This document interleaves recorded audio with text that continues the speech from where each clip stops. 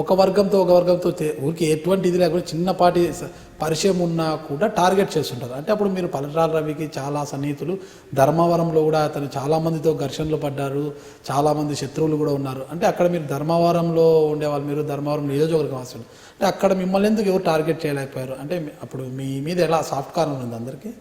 Soft corner ఇప్పుడు నేను ఒకటే కాదు, రవి అన్నకి నాతో పాటు చాలామంది తెలిసిన వాళ్ళు ముఖ్యులు ఉన్నారు. వాళ్ళందరినీ కూడా వాళ్ళేం టార్గెట్ చేయలే. ఇప్పుడు ఒక మనిషిని చూడంగానే వాళ్ళ నేపథ్యం అర్థమైపోతుంది. ఏంటి తను ఒక మర్డర్ జరిగిందంటే మర్డర్లో ఇన్వాల్వ్మెంట్ ఉందా లేదా, ఉంటుందా లేదా, ఇవన్నీ తెలిసిపోతాయి ఆటోమేటిక్గా. ఎప్పుడు నాకు అట్లాంటి పరిస్థితి రాలేదు. ఒకరిని చంపల్లా అనే అంతవరకు అంత ఎక్స్టెంట్ పోలేదు. నేను ఎంతసేపు ఉన్నా నేను నా తెలుగుదేశం పార్టీ, నా రామారావు, నేను అభిమానించే పరిటాల రవి, వీళ్ళంతా బాగుండాలా అనేంతవరకే నేను. నా ఈ వ్యక్తిగత కక్షలు ఇవన్నీ నాకు. అంటే పరిటాల రవి గారు బతుకున్న రోజుల్లో ప్రతి ఒక అభివృద్ధి కార్యక్రమం, ఇతర కార్యక్రమాలు అయితే ఏ విషయంలో అయినా కూడా మీరు ఆయన వెంటే ఉండేవాళ్ళు. అంటే ఆయనను హత్య చేసే రోజు కూడా, ఆయన మరణం రోజు కూడా, అంటే ఆయన మృతి చెందే రోజు కూడా ఆయన హత్య చేశారు ప్రత్యర్థులు, ఆ రోజు కూడా మీరు ఆయన వెంటనే ఉన్నారు. అంటే అప్పుడు ఆ సంఘటన అంటే మీ కళ్ళ ముందరే జరిగిందంటారా ఎలా? కళ్ళ ముందరే జరిగింది కదా. అంటే ఎలా వచ్చారు వాళ్ళంతా కూడా? అది సోమవారం రోజు చనిపోయాడు ఆయన మధ్యాహ్నం 2 గంటలకు అట్లా. శనివారం రోజు సాయంకాలం ఫోన్ చేశాడు, ఎక్కడున్నావు, అర్జెంటుగా ఇంటికి రా అని. నేను పోయేసరికి కాలువ శ్రీనివాసులు, పార్థసారథి, హనుమంతరాయ చౌదరి, మా జిల్లా అధ్యక్షుడు, ఇప్పుడు ఎమ్మెల్యే కళ్యాణ్ దుర్గ్, నలుగురు కూర్చొని మాట్లాడుతున్నారు. నేను పోయాను. పోయిన తర్వాత 5 నిమిషాలకు పైకి వెళ్ళి భోంచేయమన్నాడు. లేదులే నువ్వు భోంచేయని చెప్పిన తర్వాత కిందికి వచ్చాము. ఊరు వెళ్దాము వెంకటాపురం అన్నాడు. అంటే నువ్వు వెళ్ళు, నేను ఉదయం వస్తాను, నాకేదో కొంచెం మార్నింగ్ ఒక మనిషిని కలిసేది ఉంది. అంటే లేదు లేదు పోవాలా, మన ఇద్దరు ఏదో మాట్లాడేది ఉంది పర్సనల్గా, అది సరే అని నైట్ 9:30 ఆ టైంలో బయలుదేరాం. 11కి అట్లా వెంకటాపురం చేరుకున్నాం సాటర్డే నైట్. ఊరికి పోయిన తర్వాత గంట సేపు ఇద్దరు కూర్చొని మాట్లాడుకున్నాం, పడుకున్న తర్వాత పొద్దున్నే కలిసే ఉండాను ఆయనతో. ఈవినింగు అనంతపురం వచ్చినాను. నైట్కి మళ్ళీ ఫోన్ చేశాడు,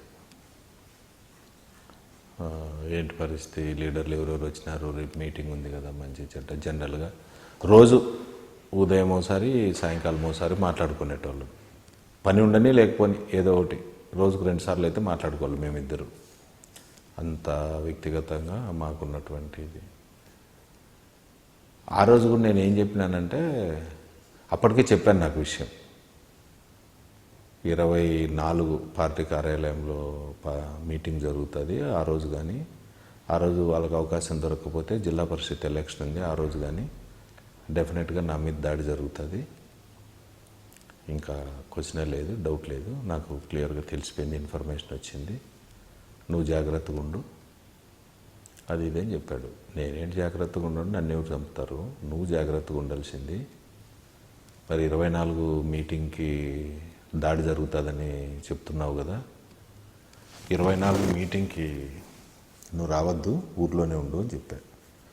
లేదు జెడ్పీ ఎలక్షన్ ఉంది కదా మాట్లాడు. ఏమి జెడ్పీ ఎలక్షన్, తొక్కల ఎలక్షన్ వదిలి అవసరం అనుకుంటే పార్టీ ఇంట్లో ఉండి కూడా ఆయన కనసైగలతోనే తనకి మొత్తం ఎలక్షన్ సాగించవచ్చు. అసలుకి మొత్తం కూడా ఇంట్లో నుంచే ఆయన కనసైగలు చేసి మీలాంటి సీనియర్ నాయకులతో చేయొచ్చు. అలాంటప్పుడు ఎందుకు అలా మొండిగా వచ్చారు ఆయన?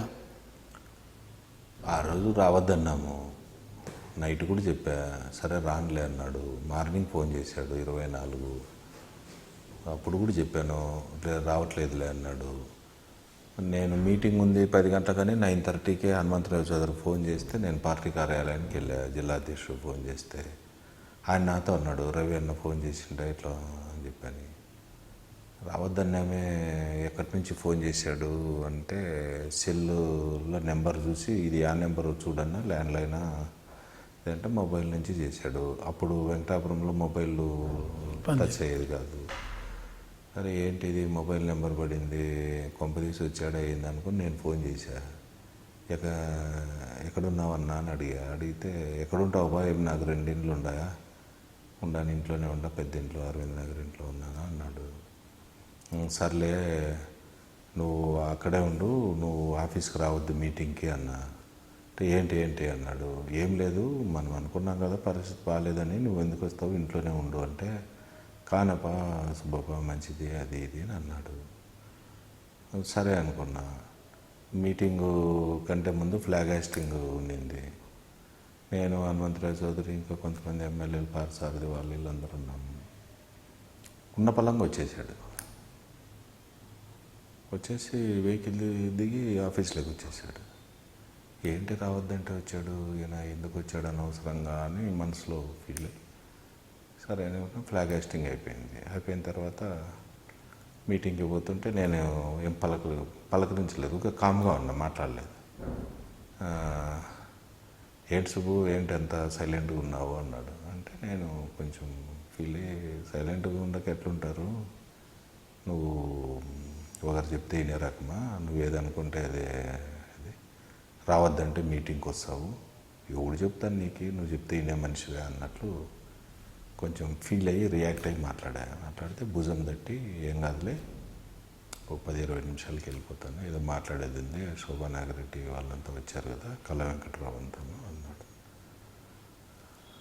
తర్వాత ఒక 1/2 అవర్ నుంచినే మొదలుపెట్టా, పోదాంపా మనం ఇంటికి అని. 5-6 సార్లు మధ్యలో ఎంటర్ అయ్యి పోదాం,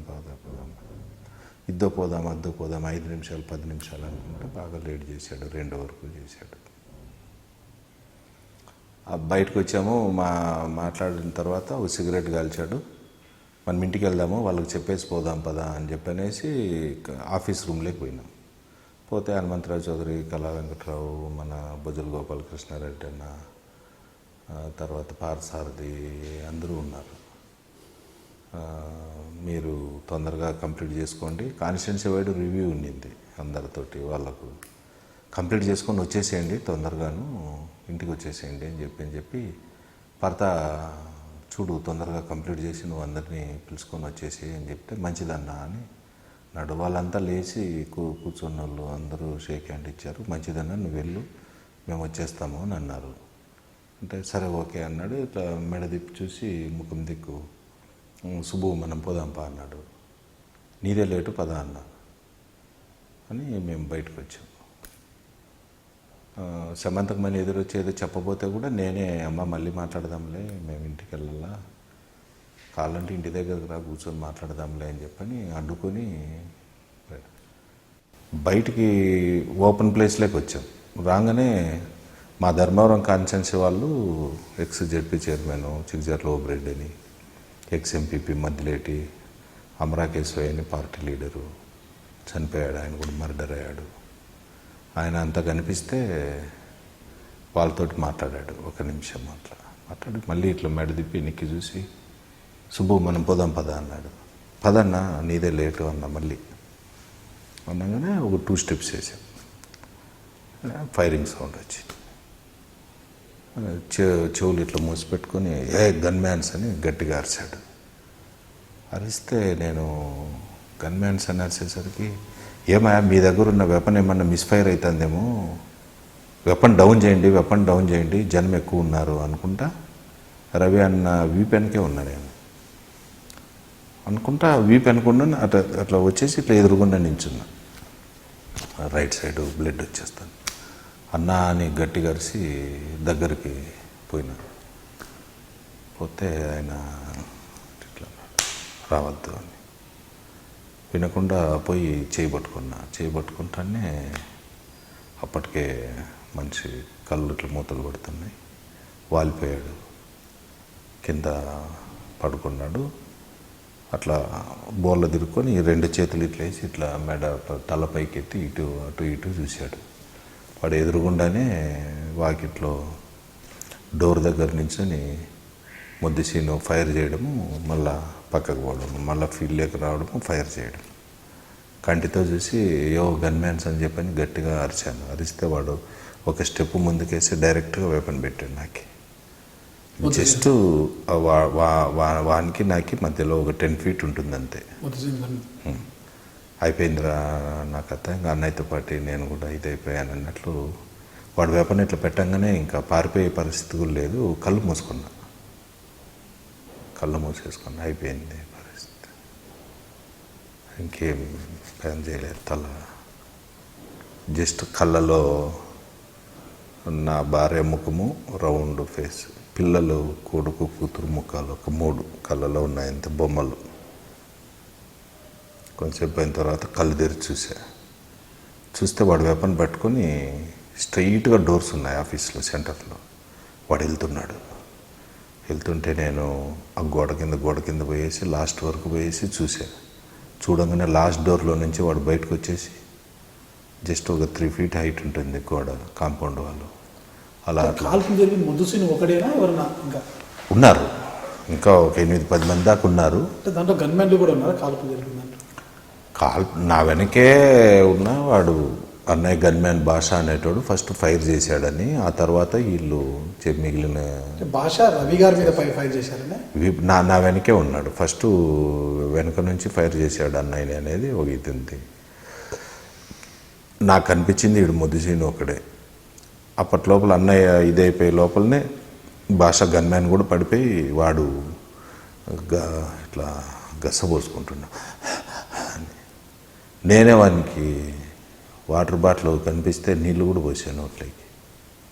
వాడు చనిపోయాడు. ఒక మాజీ నక్సలైట్ ఒక పిల్లోడు ఈశ్వరయ్య అని వాళ్ళని అడ్డుకోపోయి వాళ్ళు వాడిని నేనికి నెట్టేసేసి వాడిని షూట్ చేశారు. ఈశ్వరయ్య కూడా చనిపోయాడు. ఆ ఈశ్వరయ్య కూడా చనిపోయే ముందు చెప్పాడు, నువ్వు జాగ్రత్త, నువ్వు దొరికితే వాళ్ళు నిన్ను ఇది చేస్తారు, నువ్వు నెగ్లెక్ట్గా ఉన్నావు, చెప్తే వినుకోకుండా అని చెప్పని వాడిని బాగా కోపంగా తిట్టి నువ్వు వెళ్ళిపో, వెంకటాపురంలో ఉండు అని కూడా చెప్పాడు. క్షణాల్లో జరిగిపోయింది, కళ్ళు ఎదురంగానే జరిగిపోయింది. చూస్తే బాంబులు వేశారు, పొగ పట్ పట్ పట్ పట్ అని కంటిన్యూగా సౌండ్. సూర్యనారాయణ చంపించారు అంటారు, అది పెద్దల చెరు సూర్యనారాయణ చేసిన హత్యనా లేక ప్రభుత్వం అప్పుడు కాంగ్రెస్ ప్రభుత్వం చేసిన హత్యనా? అది ముమ్మాటికి ఇది సర్కారీ హత్య, దాంట్లో డౌట్ లేదు. ఎక్కడ జైల్లో ఉండేటోడు వాడేం చేస్తాడు, ఏం చంపుతాడు, ఏందవుతుంది. కానీ ఇదంతా ఓ పథకం ప్రకారం జరిగింది, దాంట్లో డౌట్ ఏం లేదు. ఈరోజు ప్రతిపక్ష నాయకునిగా ఉన్న జగన్ పాత్ర ఉంది, వాళ్ళ నాయన రాజశేఖర రెడ్డి పాత్ర ఉంది, కొంతమంది పోలీసు అధికారుల పాత్ర ఉంది. ఒక పథకం ప్రకారం దివాకర్ రెడ్డి వాళ్ళ పాత్ర కూడా ఉందంటారు, ఎంతవరకు వాస్తవం? అప్పట్లో కాంగ్రెస్ పార్టీ అధికారంలో ఉంది, మంత్రిగా పనిచేశాడు. మాకు ఆయన ప్రత్యర్థి అప్పట్లో. వాళ్ళ ఆధిపత్యానికి ఆయనకి తెలిసి ఉంటుంది, ఆయనకు తెలియకుండానే ఇదంతా జరుగుతుందా అన్నట్లు అనుకున్నాం. అయితే ఇప్పటికీ వాళ్ళు అనేది ఏంటంటే మాకు 0.1% కూడా తెలియదు, మా పిల్లల సాక్షికి తెలియదు, మాకు తెలియకుండానే వాళ్ళు ఏదో ప్లాన్ చేశారు, చేసుకున్నారు, మాకు సంబంధం లేదు, అనవసరంగా మా మీద ఏదో. మా నామినేషన్ రోజు అంటే పట్టాల రవీంద్ర గారి మరణం అనంతరం సునీతమ్మ గారు రాజకీయాల్లోకి వచ్చారు. ఆమె నామినేషన్ రోజు పెద్ద ఎత్తున రక్తపాతం వారింది పెనుకొండలో. ఆ రోజు మీరు పెనుకొండలో లేరు, ఏఎస్ఐ పెనుకొండలో ఉన్నారు. అయితే ఏఎస్ఐ హత్య కేసులో కానీ లేను, అక్కడ లేకపోయినా మొదటి ముద్దాయం చేశారు. ఆ రోజు జరిగింది ఏమంటే సునీతమ్మ గారి నామినేషను, దేవేంద్ర గౌడు, కేశవ్, కాలు శ్రీనివాసులు, పార్థసారథి, నేను అందరం ఉన్నాము.